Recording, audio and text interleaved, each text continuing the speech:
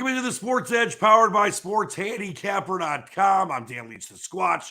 We've got the Nobleman here, but we've got football to get to, final golf tournament for a little while, and the World Cup just hours away. No alcohol, though. And I know that can't make Jamie happy. Jam Sam, no alcohol in Qatar. Did you cancel your plane ticket? I've got no ideas why they're even playing this event. So it's the World Cup. Let's not get crazy. I get it, man. Let's bring in Celie McNeely, the champion of the Westgate. I know that you're really upset they canceled alcohol sales. You actually had a beer tent set up outside the main stadium. What are you going to do about the sales now? I wouldn't watch it anyway. If they gave you free beer, I wouldn't watch it. So, yeah, but what are you going to do about your Celie McNeely beer stand outside the Qatar National Stadium? Are you just going to pack up shop and go back home? I don't. Why is there no beer? Because they can't behave themselves, the fans? No, it's a law. It's illegal to drink in public in Qatar, and it's illegal to be drunk in public. So they promised me and Jamie were talking about this before we started the show. Qatar promised. This is like 12 years ago. They named Qatar as the site. They promised they wouldn't do this, and then 48 hours before the game start, they said they're going to do it. No beer. They're going to sell beer at the fan area starting at 7 p.m. and beyond, but it's outside the stadium. Now listen, this is similar to college where you can tailgate and drink outside, but you can't bring it inside or buy it inside. But this is also a pro sporting event. This isn't college. That's why they have the rules. They don't sell liquor and beer in college stadiums because a lot of the people attending the games are underage. And to do it 48 hours before, and plus there are going to be so many issues with their local laws, and you can't, like, there's laws against having obviously sex with women. There's people that have actually been raped, women that have been raped, that have been sent to prison, even though they were raped. It's going to be bad. I would not go to Qatar for these games. That's for sure. It wasn't on my schedule anyway. So, you're the world's biggest soccer fan. Yes, you and Piglet. All right, we'll get back with the Westgate champ in a minute, but let's start with Jamie here. His great site at scratchcaddy.com. And it's our last, it's the last year of this wraparound schedule in the PGA Tour. And next year, it's obviously going to start. It's going to be, January through December. But this is the RSM out there in Sea Island, Georgia, is the final tournament for a while. Then you got the stuff, starting with the Sony in January. But this is another one of those tournaments, Jamie, where, there's not a tremendously talented field. Well, that's not fair to say. There's not a tremendously top-heavy field with some of the top, 5 or 6 players in the world, but definitely some value to be found in this tournament as well. Yeah, of course. I mean, a lot of the best players are over in the DP World Tour over in Dubai, aren't they, right now? So, this RSM Classic, we've had a few of these, haven't we, lately, with Bermuda and Mayakoba, these shorter coastal tracks, low scoring. There's another kind of one of these, what to look out for. Again, like you just said, when you don't have the names there, it kind of opens up a few possibilities, and especially when you look in the history of this event, that none of the recent winners anyway have won in that calendar year. It kind of opens you up for all kinds of possibilities as far as looking further down the field. I put up 3. It was a low-key event. It's not, like I say, you kind of look at some of the winners there, and it's like throwing darts at a board. So we put up 3 this week just because I kind of had to.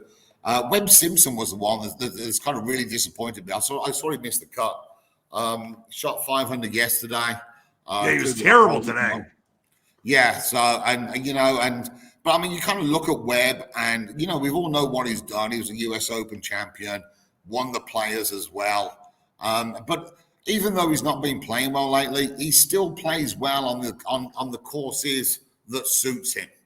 Like the Sony, Heritage as well. Obviously, the Wyndham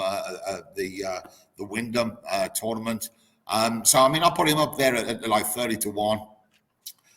He's missed the cut, obviously. So as Troy Merritt as well was another of the guys. The one guy who we do have, and he's always got a chance, is Denny McCarthy. He's at -6 right now. I know that the guys ahead of him. There's a lot of guys ahead of him is the problem, and there's 6 shots ahead of him. But you know what? He's such a great putter that, if anybody can shoot a low score tomorrow, it could well be McCarthy because, when he's on the green, nothing's out of question. So, hey, listen, we need a big round tomorrow. see what we can get out of it. But yeah, I mean, this is one of those events, isn't it? I mean, you can understand why somebody who's won during this year isn't really that bothered about this. It's the last game. It's like the last game of the season, and you're mid-table.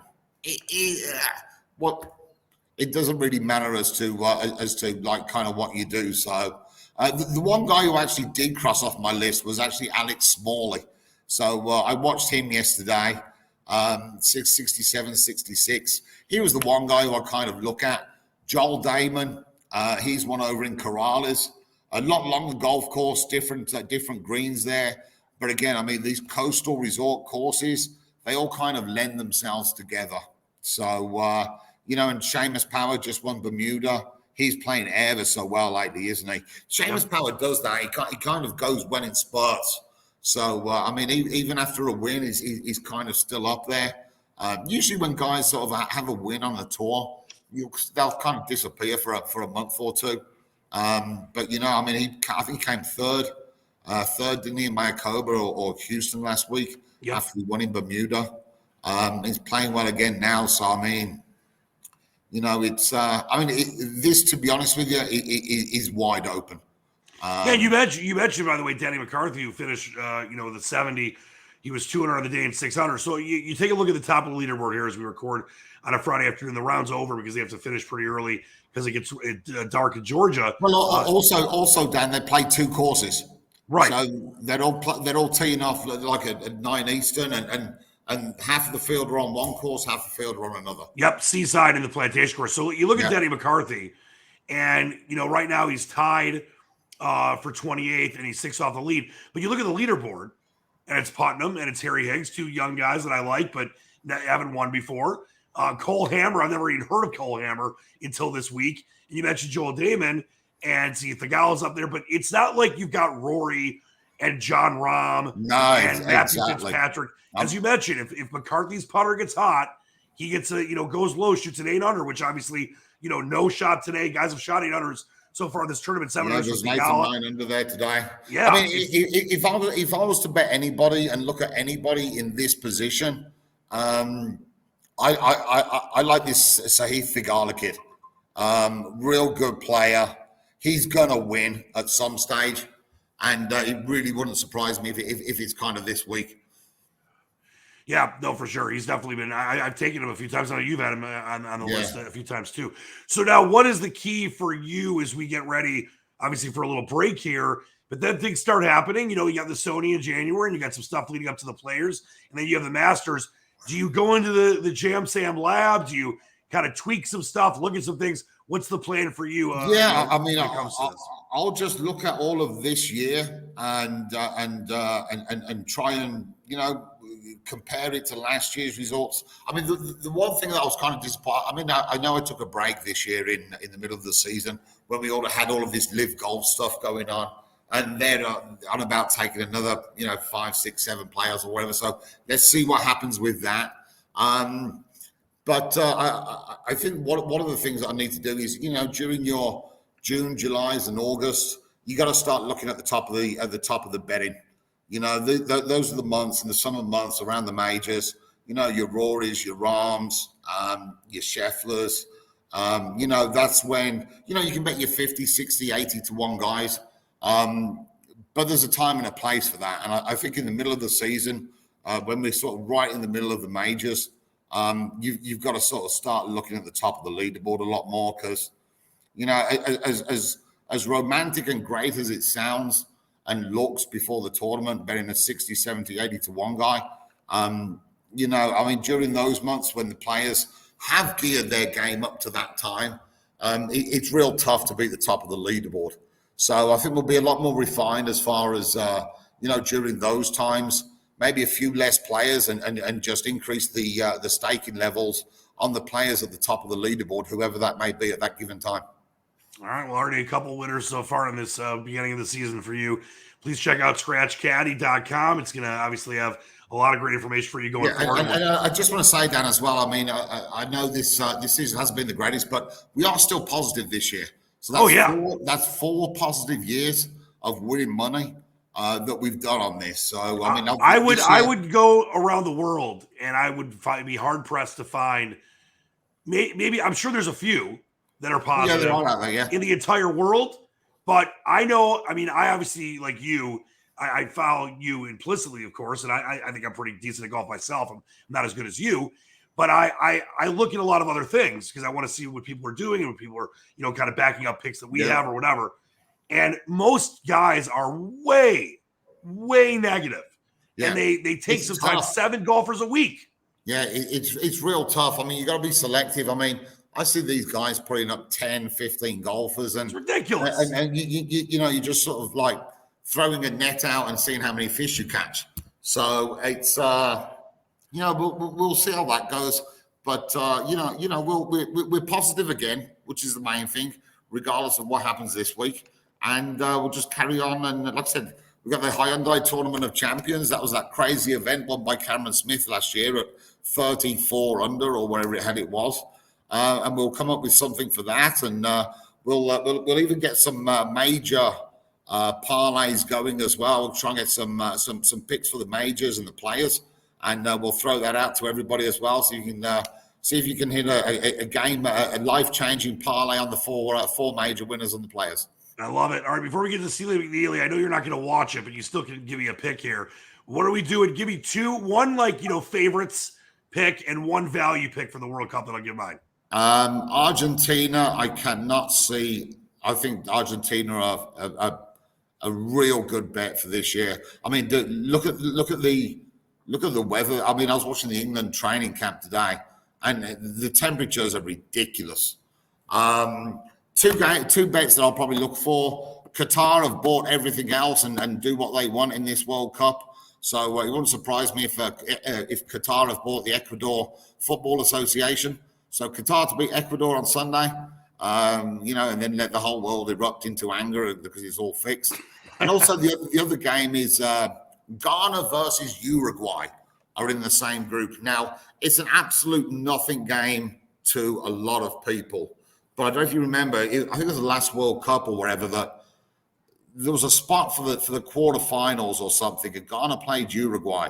And Uruguay, Luis Suarez handled the ball on the line in the last minute, got sent off, and Ghana missed the penalty. Uruguay went through. This Ghana-Uruguay match is Ghana's World Cup final. And they're a real good team as well. So, I mean, I saw Ghana to win that game. They're about plus 350 right now. This game means everything in the world to Ghana. It means absolutely nothing to Uruguay. So yeah, I mean, that'll be the one game that I look at. I mean, obviously, I'll watch the England games. They're playing Iran, I think, aren't they, on Monday morning? I'll see if I can get up early and watch that one. But no confidence in England. England's always England, will always be England. And we always know what happens there. So, yeah, I mean, Argentina, for me, Messi's just got his first championship, did the South American Championship, didn't he, a couple of years ago with Argentina. And Messi is always in there as the greatest players of all time. I don't know if you can stay in that conversation unless you win a World Cup, to be honest. The greatest players, it's not just always about skill. It's about how they can get their teammates to up their performances as well. Maradona had done it. Pele did it. So if he wants to be in that conversation for kids to have in 20 or 30 years' time, I think you talk about the greatest footballers or quarterbacks. You've got to have won a Super Bowl to be in that competition, in that conversation. And I think the same goes for Messi in Argentina. I think this is their year. I think they look great. Plus, they've got the Aston Villa goalkeeper there, so they're not going to concede. How can you lose with the Aston Villa goalkeeper? Exactly. I mean, there you go, baby. I do like Argentina, but for me, the two picks I'll give you are Belgium. I think Belgium is a really good form, and I just think that they have a very good.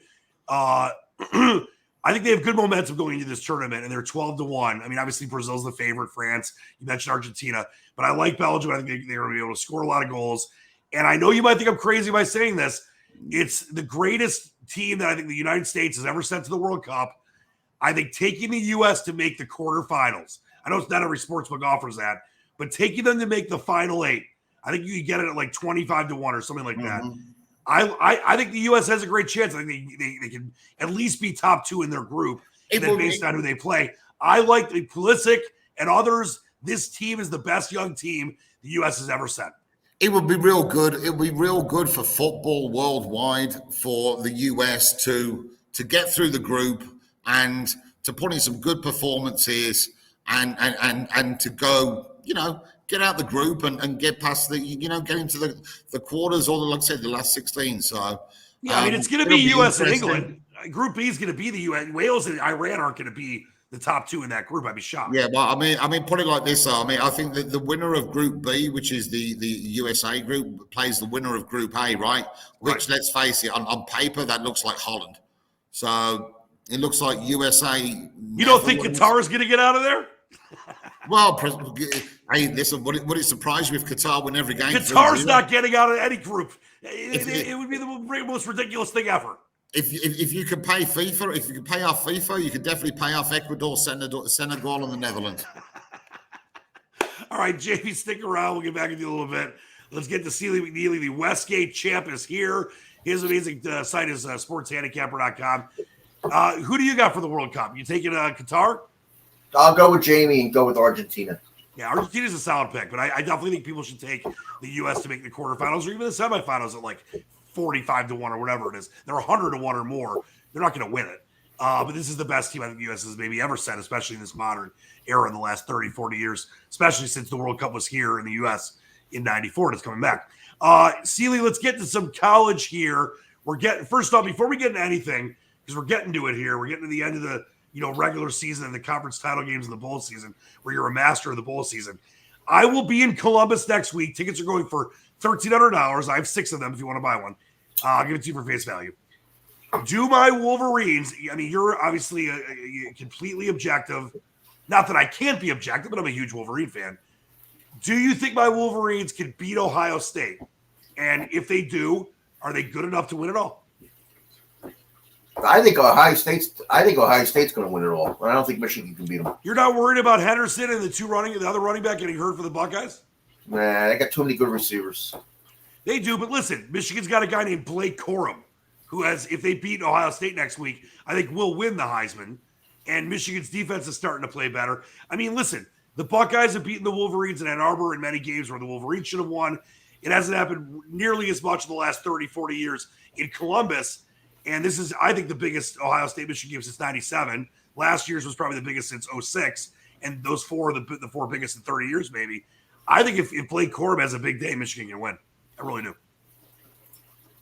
Brutus the Buckeye, outright. Easy. All right, we'll discuss that next week. All right, what are we looking at? Let's throw up the lines here. And it's an interesting week in college football. By the way, did you enjoy that Central Michigan Maction game in the driving snowstorm on Wednesday? I thoroughly enjoyed it because I had plus 11 on Western Michigan, and they brought back the victory cannon. Very big game. Very big game for me. Very awesome. Big game. Great game. It was a great game to watch. First half was good. The second half, the field was clear by then. But that was a good game.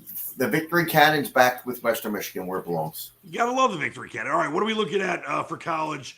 Nothing really, I know, exciting for tonight, but what are we looking at for tomorrow? Well, I did have a nice bet on Buffalo, another MAC game under 50.5. Unfortunately, which I thought they would. They canceled the game because of the weather. Yeah, because of the snow. Yeah, so I mean, they moved the Bills here. The Bills are playing the Browns. Yeah. I figured they wouldn't play there either. I mean, you can't fly in to Buffalo. You can't play a game, obviously. You know that the Bills are planning on leaving on Saturday and leaving Detroit after the game instead of staying here because they're playing here against the Lions for Thanksgiving. Why would they try to go back? They can't get back. They're not going to be able to get back. No, they're going to have to stay here. They're not going to have a choice because they're supposedly leaving tomorrow. Yeah, sure. Unless they change their minds, and they wanted to go back to Buffalo after. No, I don't think they'll be able to get close to Buffalo. I mean, the airport doesn't figure to be open Sunday. Yeah, not the airport, the roads either. They're telling people to stay off the highways. Yeah, I mean, even if they get to fly in and they pave the runways, how are they going to get out of there?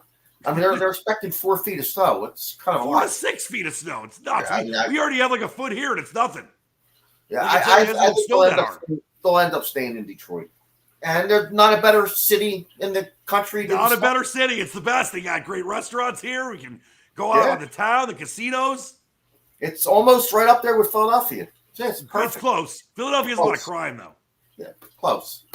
All right, what are we looking at on the Saturday slate? Well, there's a couple of games that are moving that I'm just waiting to chip away at. The last couple of weeks, these games have been moving one way. So if you like the against, you sit back and you wait until it gets to your number. And one game I'm looking at is 383 San Jose State. Game's been moving one way towards Utah State, the Aggies. And I'm just waiting for it to hit my number, and I'm gonna jump in. It hasn't got there yet, but it's probably going to, because like I said, these games have been moving one way. When they start moving, they keep going. And I'm not going to stop. What is the number at right? What's the number right now? There's ones, but I mean, you can make a big bet plus 2.5 at Chris Sports. So I figure everybody will be 2.5 eventually by tomorrow. So if I can pick off a plus 3 minus 20 on the buy, they got me there. So that's one thing I'm looking at. And all right, that's a 9:45 game tomorrow night. What else? There hasn't been not really a lot this week in the college. There's a couple leans. Give me your couple leans. What do we got? I mean, I'm waiting on a lot of information with injuries and stuff, but I might be looking at a team I've been betting against lately to bet on.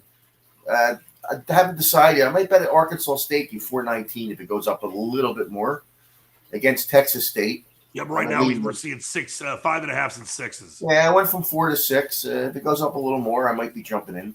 All right, believe it or not, there's another game that moved a ton, and I bet them last week on the first half bet with UMass. I bet UMass takes a lot of balls to bet UMass. Anytime you bet them, it does.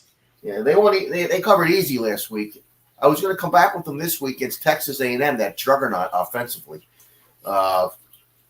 But it has to go up a little bit more. But that's another game. Are you talking the game itself or just the first half? The game.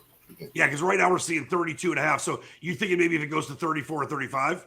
Yeah, I can take 34 now, so I think it's still going to go up. I have a feeling it's going to keep going up. They're hard to lay 34 with Texas A&M. Yeah, it's crazy. A&M's terrible. Can you believe they started off like looking like a decent team, and they have become one of the worst teams in the FBS as far as like a major Power 5 program? Yeah, I mean, they kind of don't score. Their offense is pretty bad. And, UMass's defense has been drastically better this year. Yeah, they were one of the worst teams in maybe the history of college football the last couple of years. And they're still bad, but they've gotten a lot better considering where they were, right? Yeah, well, that's because they got that defensive coordinator from Michigan. Yep, it's completely changed the game.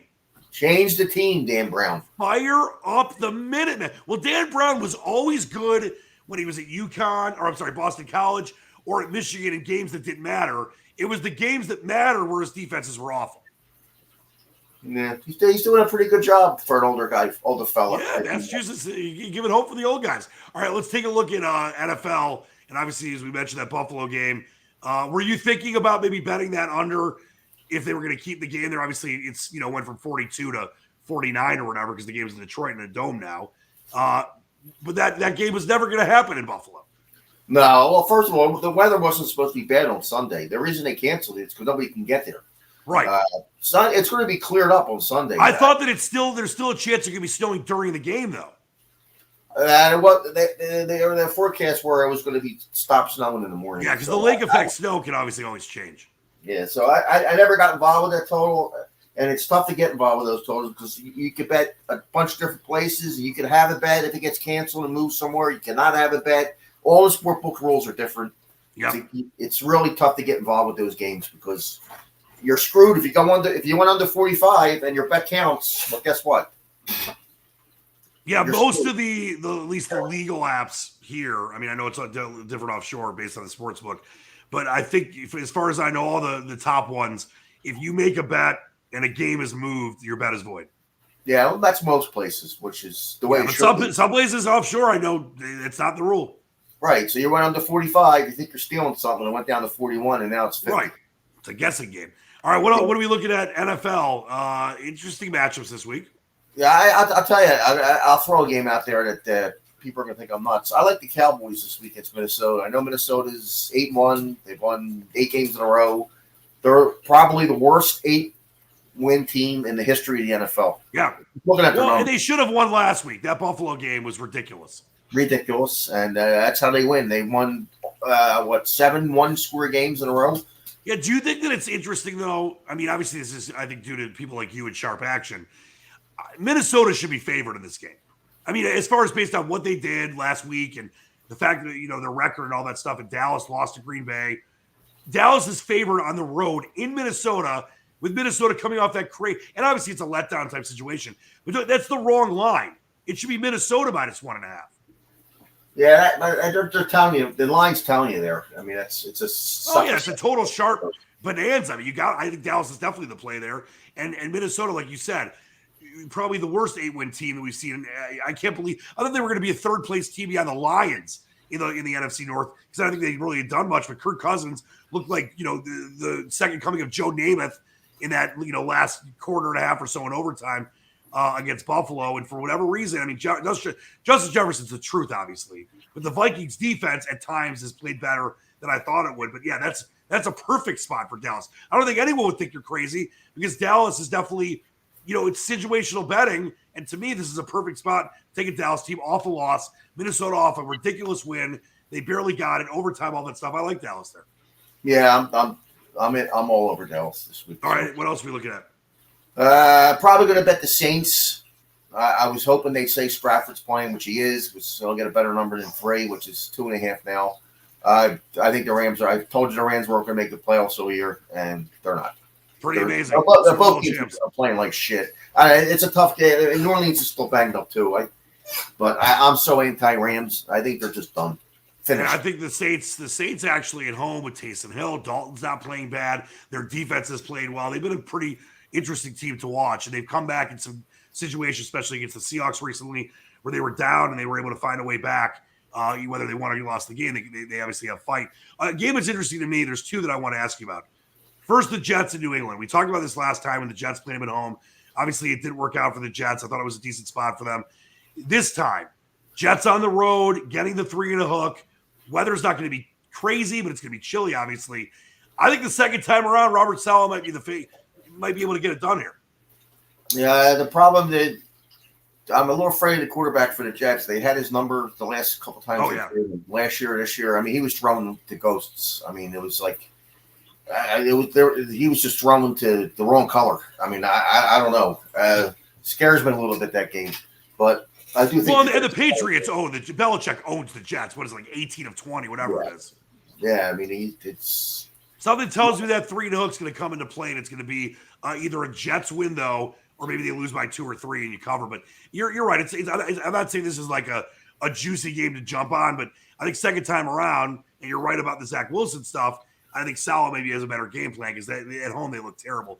But this is a game that I think is very interesting, with my Lions and the Giants, 2 back-to-back divisional wins for the Lions over Green Bay and Chicago. Not 2 teams that are very good, but those are important wins for a Lions team that had 1 win. And the Lions are a cover monster, and they have been under Dan Campbell. Even at the end of Matt Patricia, they were at times. This line seems weird to me. I think the Giants should be bigger favorites. Is there something that we're being told if you read between the lines there? Well, I think the Giants are a team like the Vikings. They win ugly, and they do great in 1-score games. I mean, their numbers aren't the best, the Giants, but they keep winning. So to me, 3 is the right number. You think so? Because basically what the odds makers are saying is that it's a pick 'em, even though it's in New York. Yeah, I don't think the Giants are that much better than the Lions. The Lions have a great offense. They are, but it's just the way the NFL is. The Giants are drinking the Kool-Aid. So would that be a game that would you stay away from that game? You think the Lions?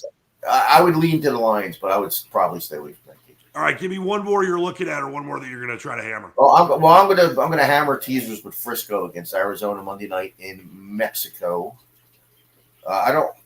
It's hard to bet the game right now, because you don't know who's quarterbacking for Arizona. So if Murray plays and the line's going to drop, then I'll bet San Francisco. So actually, we don't know who's going to play. It might be McCoy again, who's played well for him. Yeah, McCoy's been in the league for, I feel like, 20 years. 12. It feels like 20. Around. So but either way, I like the Niners. I like the Niners. I like what the Niners are doing getting ready for this game because obviously they're playing at 7,200 feet elevation in Mexico, Stadium, which is a tough place to play in, obviously. But they borrowed the training facilities of the cadets of Air Force. Oh yeah, up there in Colorado Springs. Yeah, so they're training there all week in Colorado Springs, getting used to the altitude, which is at 6,600 there. In Arizona, with the dumb coach they have, what are they doing? Staying in Arizona. Yep, they're probably just doing air raid drills. Yeah, so I like San Francisco. I think San Francisco's is my bet on team the rest of the year. If they ever get healthy, which they're getting there, they get a couple of their defensive linemen inside back. That team is a solid team. I really like them a lot. They're definitely in the mix in the NFC right now, and the Eagles exposed a little bit in that lobby. It's just one loss, but the Niners are definitely a team that can win it all. Is there anything else on Sunday you like that you're leaning on? That's about it on Sunday. I mean, you got on that Vegas Denver game. I mean, there's one other game I'll throw out there. I kind of like the Bengals. I like the Bengals against Pittsburgh. I'm just anti-Pittsburgh. They played this year, and Cincinnati just turned the ball over so many times. So I don't think Pittsburgh's beating them again. That was an overtime game, and the field. I remember that game. Field kicker missed 2 of them, and the holder, the snapper was hurt. That was just a crazy game. That was week 1. Yep. Do you like it at 4? Is 4 okay with you? Yeah, I think we'll get better. It's went from 5 to 4, and if it gets to 3.5, you can buy 3 on the buy. I'm right in, which it probably will get there. All right, love it. Great. Pittsburgh always get money. Pittsburgh gets money every week. Always get money. I know. They're a totally nationally bet team. All right, great stuff by you as always. And let's bring back in Jamie. Jamie, I see that you were trying to disparage my town on the private chat there. Little anti-Detroit hate. Well, I've got no ideas why they would stay in Detroit. I mean, because there's a lot of great. I'm here. Great restaurants. There's a Red Wings game. You can go downtown and see the Fist, the Joe Louis Fist. There's a lot of history in this town. You can go to Canada. You can swim across the river to Canada. If you say so, Dan. I mean, I'll believe you do. I mean, until I come up there and see it myself. I mean, I've already been around Philly and seen Philly, and I love that place. So, Detroit can't be, You would love Detroit. By the way, there's a great minor, I guess you call them minor league. There's a soccer team called Detroit City FC. They moved up to the U.S., whatever that is, the one below the MLS or 2 below the MLS. And they have a huge following, and they light off those crazy things they do in Europe.